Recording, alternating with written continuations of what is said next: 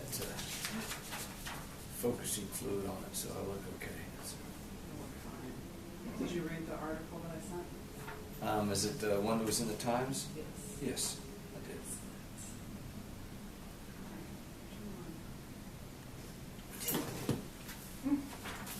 Peripheral vision.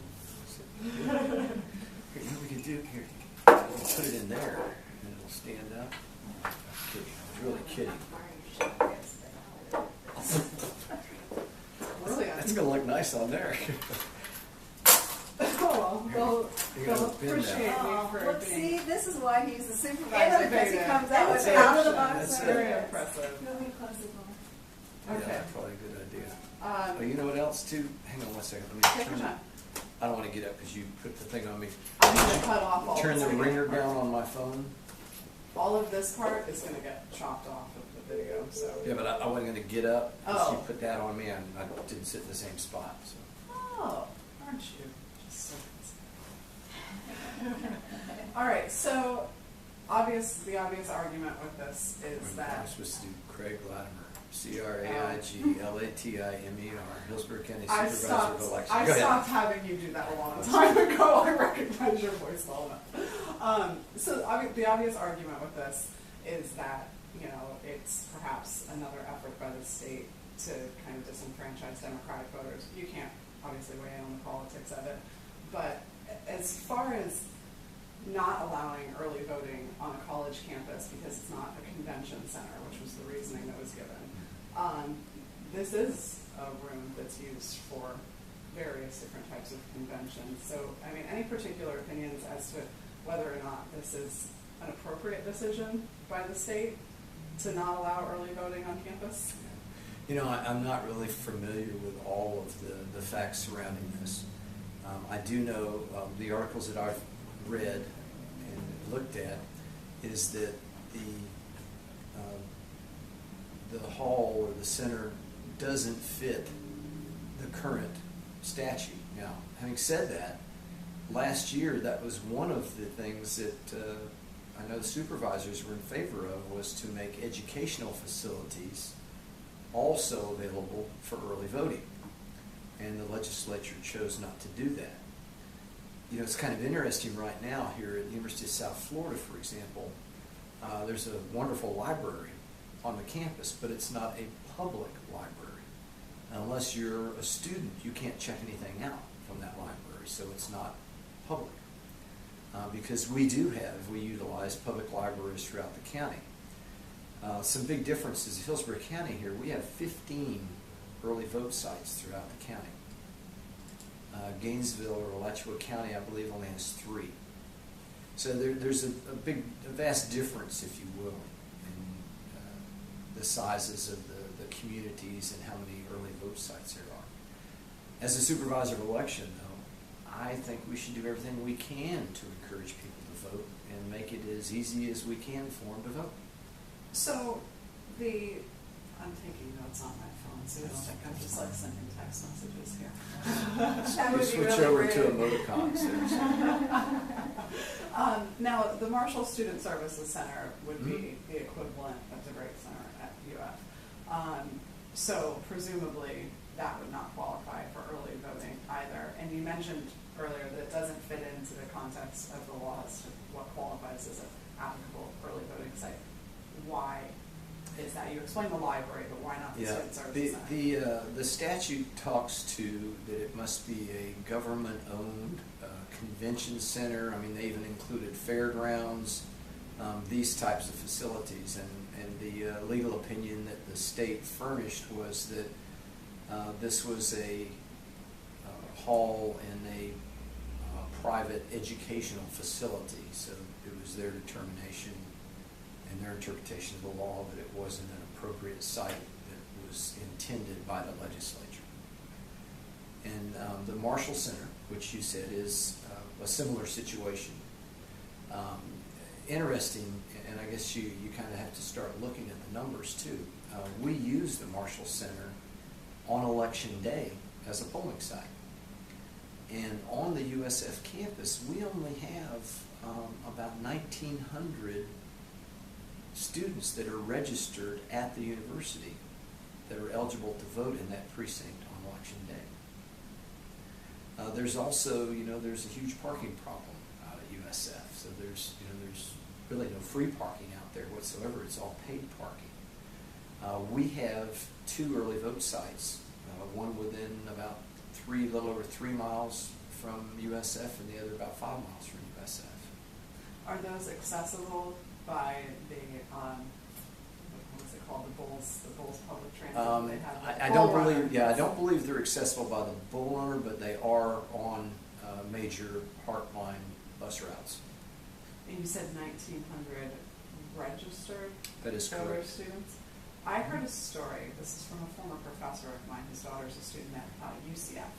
And in 2012, when she was voting, there was one voting machine, and that's a school that has 50,000 students. Now, I don't know how many of those are registered voters, but she waited in line for 3.5 hours. Is that anything that you guys have experienced? We didn't experience that. We did experience a little bit of a backup because there was a lot of students that wanted to change their addresses to the school that day,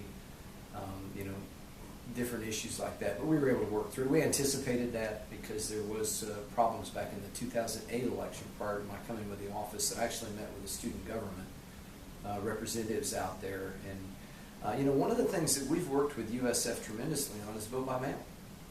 And, we're one of just a couple of counties that actually pay the postage back to my office on vote by mail. And I know that the student government was strongly, encouraging students to vote by mail. USF, I think this last year was the first year that they actually required freshmen to live on campus. So the only students that are really living on campus are freshmen and some of the sorority and fraternity houses around there. So I think that's one of the reasons it accounts for why we only have, I think it's 1,893 registered voters in the USF precinct. Now, while USF is obviously still growing, it's still becoming a much larger university. UF is just infinitely larger, and there's a lot more students that live either on campus or very, very close to campus.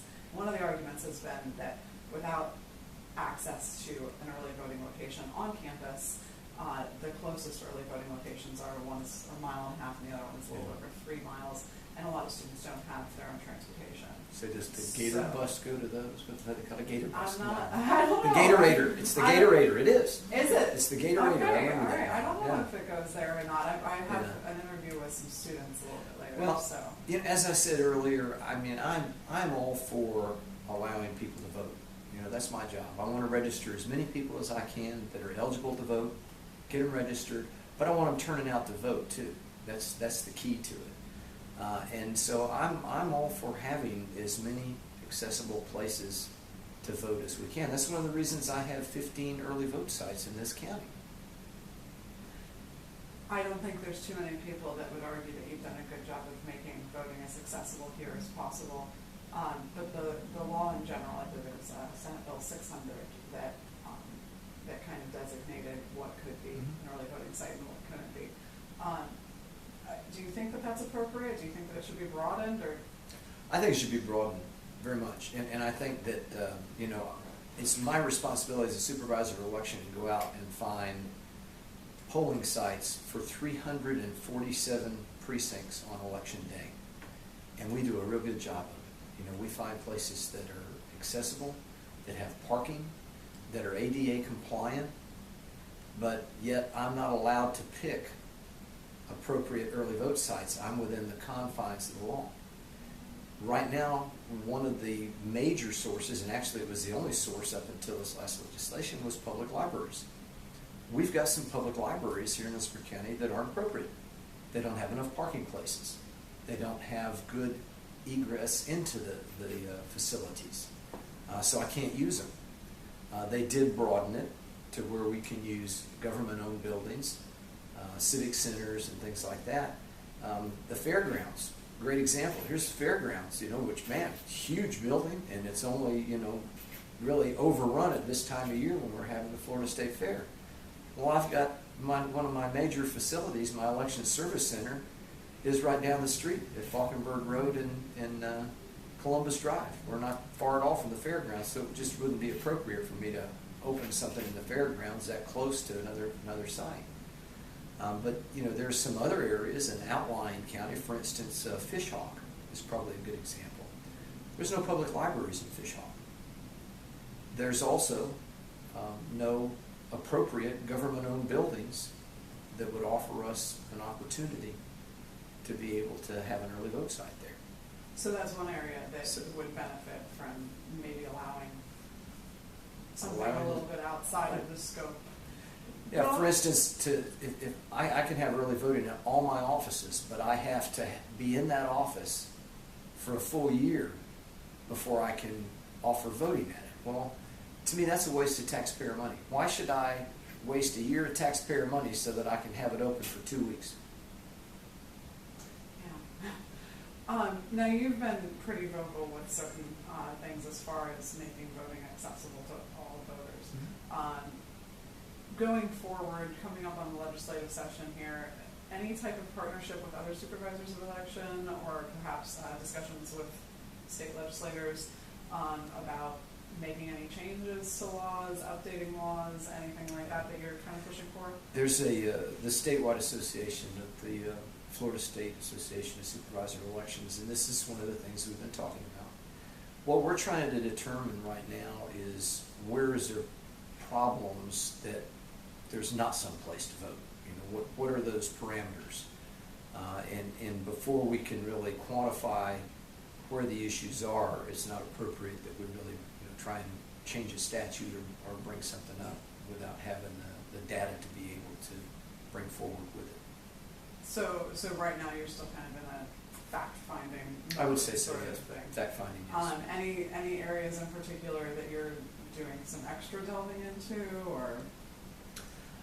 Not really right now. We're coming up on an election year, as you know. We have the governor's election, and one of the things that we would like is a little bit of stability, not continue to change the law. We had this issue going into the 12 election where early voting days were shortened for us from 14 to 8 days, and then all of a sudden, because of a lot of fallout from the 12 election, now we're back to not only 14 days, but I can have it 15 days. So, we're trying to have a little stability and make sure that the voters know what's going on, making sure that we're doing a good job of educating the voters. So again, we can get those people out to vote and continuing to encourage vote by mail.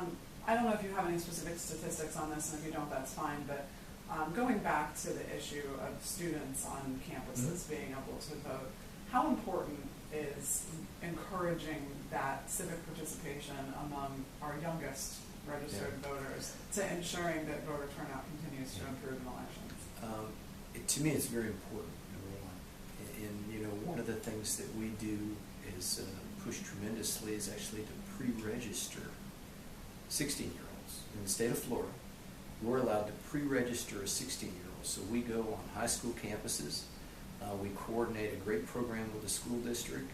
We constantly are trying, when we're out in the community, we register these 16-year-olds. When they turn 18, then they get their voter information card. There's some thoughts out there that if you get people started to vote at 18, by the time they're 20, they're going to be super voters. They're going to be ones that vote in every election.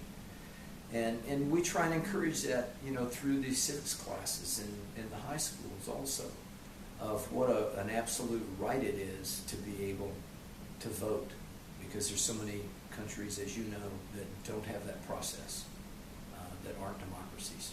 This is probably my last thing, it's pretty common knowledge and just logic to presume that higher profile elections, like presidential elections, draw greater voter turnout among all voters, not just younger ones. But in something like a municipal election that already has a low voter turnout level, do you think that it's safe to say, and maybe elaborate on this a little bit if you could, that if it's not something that's just right there, totally convenient, you can get it out of your way without being inconvenienced, that people are just going to say, oh, whatever, it's for city council, I'm not going to go out of my way? What are your thoughts on that? Voter apathy. I often say, somebody says, how do you increase turnout? And I say, by having more interesting candidates. are more interesting issues, because that's what brings out voters, quite frankly.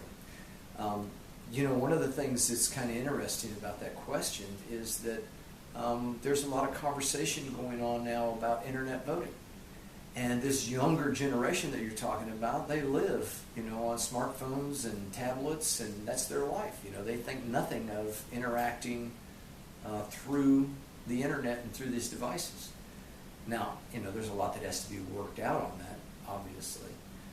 But that's one of the reasons we also try, again, to encourage vote by mail, because it's such an easy, convenient way to do it. You don't have to go anywhere.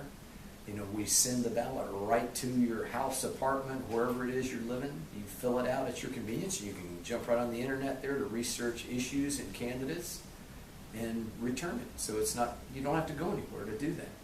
And again, we pay the cost both ways. We pay the cost of mailing it to you, and we pay the cost of you mailing it back to us. Now you've opened a whole new can of worms, so I'm going to jump. You told me it was your last I question. know, I always do this, but it's your fault because you brought up something else. Internet voting, this is something that's, I've heard a little bit about, but it's fairly new to me. How would that work? Well, there's actually some countries that do it already. In the countries that do it, they have like a national identification card, and they give you a code number. It's no different than banking online, really. The technology's there already. I think what needs to be really thought out and what needs to move forward with it is how can you assure that there won't be voter fraud in this type of voting. That's probably, to me, that's the biggest what if about internet voting. There's several pilots that have already taken place and are taking place now with our overseas military of having dedicated centers where they can vote at and vote electronically. Right now our military overseas, we're allowed to fax, email, and mail their ballot to them, but they can only mail it or fax it back, which is kind of interesting. And I'm wondering when the day may come that they can actually return that same ballot that we emailed them through an email. Seems like if you can deposit a check by taking a picture with your smartphone, you should be able to do the same with the ballot, right? Well, but the thing about it, when you deposit that check, there's no way to know whether you were on the other end of the phone, or your spouse was on the other end of the phone, or your friend was on the other end of the phone.